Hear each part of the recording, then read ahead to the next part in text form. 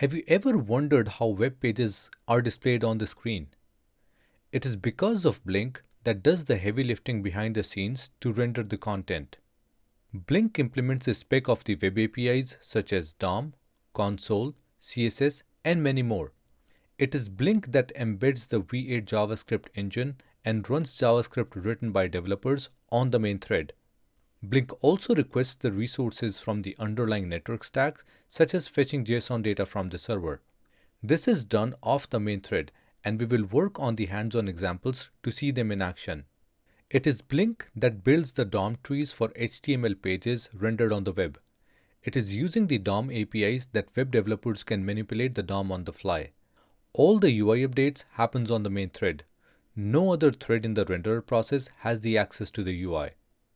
Blink also calculates the styles and layout that should be applied to the HTML elements. And finally, Blink allows drawing graphics on the screen.